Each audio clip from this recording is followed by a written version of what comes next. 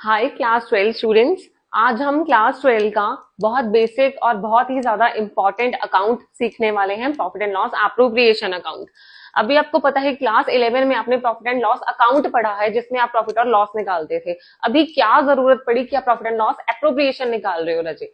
तो क्या है, क्लास 12 में ये अकाउंट आप इसलिए बनाते हो क्योंकि अभी बहुत सारे पार्टनर्स आ चुके हैं। पहले सोल प्रोप्राइटरशिप था तो सिंगल पर्सन था तो जरूरत नहीं थी, प्रॉफिट प्रॉफिट हुआ या लॉस वो अपनी जेब में लेके चला जाता था। अब क्या है, प्रॉफिट एंड लॉस एप्रोप्रिएशन की जरूरत है, यानी कि बहुत सारे पार्टनर्स हैं तो क्या है, उनको डिस्ट्रीब्यूशन भी करना होगा प्रॉफिट एंड लॉस का। तभी ये अकाउंट बना है profit and loss appropriation account. Appropriation यानी कि डिस्ट्रीब्यूशन। तो आइए चलिए बहुत इजी वे में हम समझते हैं। ओके। सबसे पहले आप क्या करेंगे, फॉर्मेट बनाइए, पर्टिकुलर्स अमाउंट, पर्टिकुलर्स अमाउंट। अब इस फॉर्मेट को आप कैसे याद रख सकते हैं, पापा के नाम से, ठीक है, PAPA। ओके। देन अब आपने इससे पहले क्या बनाया था, प्रॉफिट एंड लॉस अकाउंट बनाया था, उसमें से आपने प्रॉफिट निकाल लिया, प्रॉफिट या लॉस कुछ भी। अभी मान के चलते कि आपने प्रॉफिट निकाल लिया, तो प्रॉफिट यहाँ पे लिख दोगे आप राजे, ट्रांसफर कर दोगे यहाँ पे बाय, ब्रॉट डाउन कर दोगे यहाँ पे by profit and loss account, ठीक है। उसके बाद क्या करोगे, पहली बात तो मेरी ये सुनो कि ये जो अकाउंट है वो नॉमिनल नेचर से चलता है। नॉमिनल नेचर यानी कि डेबिट वाली साइड में सारे एक्सपेंसेस एंड लॉसेस आएंगे और क्रेडिट साइड में सारे इनकम्स एंड गेन्स आएंगे, क्योंकि ये बिजनेस का अकाउंट है, फर्म का अकाउंट है, ठीक है।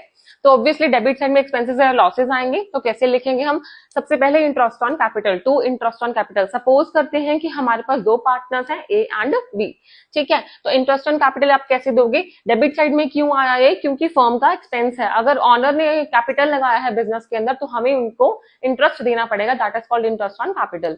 तो इंटरेस्ट ऑन कैपिटल चार्ज करोगे, दोगे आप, ठीक है, दोनों पार्टनर्स को। तो वहां सम अप करके यहाँ पे लिख दोगे। फिर पार्टनर्स की सैलरी वो भी हमारा खर्चा है, पार्टनर्स का कमीशन, बोनस एक्सेट्रा वो भी हमारा खर्चा है। और एक टू जनरल रिजर्व। रिजर्व, ये जनरल रिजर्व कौन सा है, जब बिजनेस को इमरजेंसी सिचुएशन में कुछ पैसा साइड में निकाल के रखना पड़ता है तो वो भी एक तरह का क्या है, एक्सपेंस है, क्योंकि वो यूज तो होगा, ठीक है।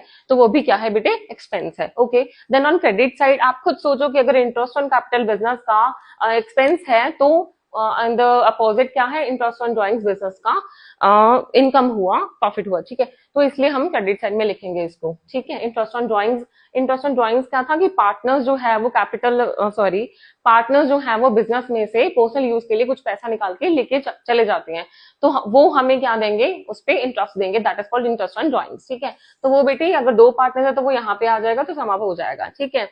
अब आप क्या है कि क्रेडिट साइड का अगर आप टोटल करोगे, अगर क्रेडिट साइड ज्यादा आती है और डेबिट साइड कम है, तो क्रेडिट साइड में से डेबिट साइड अगर आप माइनस करोगे तो जो प्रॉफिट आएगा उसको हम ए और बी में, या जो पार्टनर्स है उसमें हम डिवाइड कर देंगे।